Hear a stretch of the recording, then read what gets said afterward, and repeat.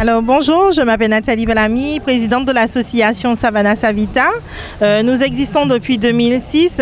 L'association a repris ses activités ici en mars 2012.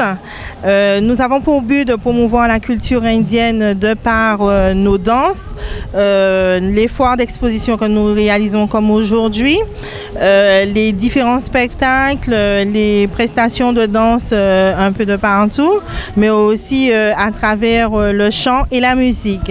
Donc, puisque nous faisons de l'initiation de tapo aussi.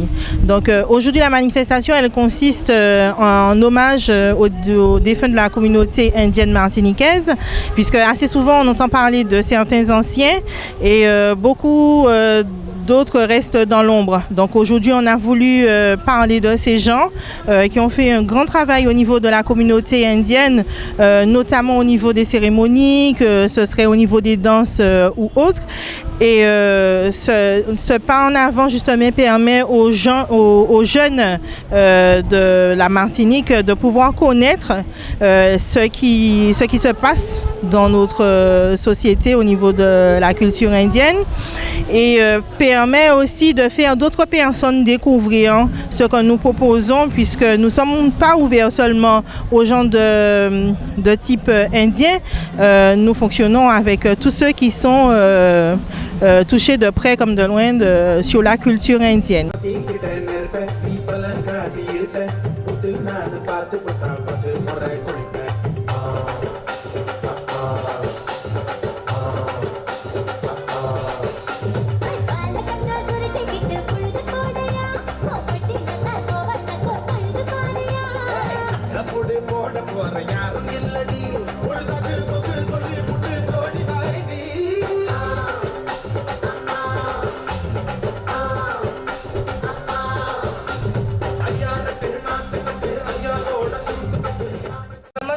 C'est formidable que des gens s'investissent, des Indiens ou pas, s'investissent dans notre communauté parce que nous sommes des gens bien et nous sommes martiniquais.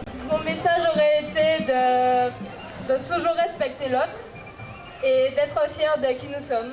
Nous sommes martiniquais, nous venons d'une petite île et il faut que nous soyons fiers de là où nous venons.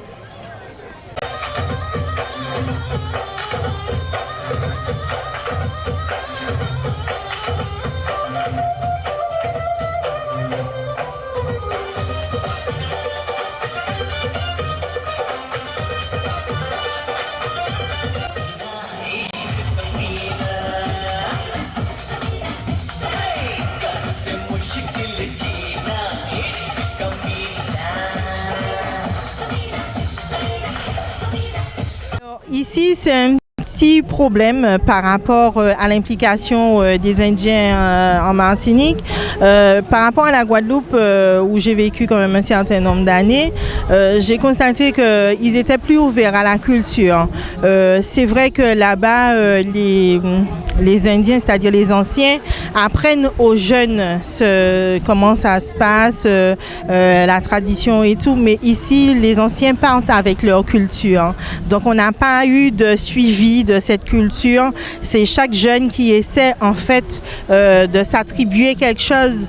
Et c'est pour ça qu'on retrouve beaucoup de différences ici, c'est-à-dire de mélange de culture. Ailleurs, on n'a pas ce mélange de culture. Je prends par exemple sur la Guadeloupe, la Réunion ou d'autres. Les gens, ils vont pratiquer leur culture. Ils ne vont pas prendre celle de la Martinique pour la ramener chez eux, mais tandis que nous, on pratique toutes sortes de cultures sans vraiment s'intéresser sur ce que nous ont montré nos ancêtres. Alors nous, c'est pour ça justement qu'on veut essayer de repartir sur de nouvelles bases avec les jeunes qui arrivent pour leur montrer vraiment ce que c'est que la culture ici en Martinique. Parce que on va voir qu'il y a par exemple des restaurants qui sont ouverts. Ils vont nous proposer des repas indiens de l'Inde ou Trinidad ou d'ailleurs. Mais il n'y a pas de restaurant indien ici qui présente les repas antillais, enfin indiens de la Martinique. Donc peut-être que ce serait, en faisant l'initiation, ça pourrait peut-être permettre à des jeunes de se lancer dedans justement.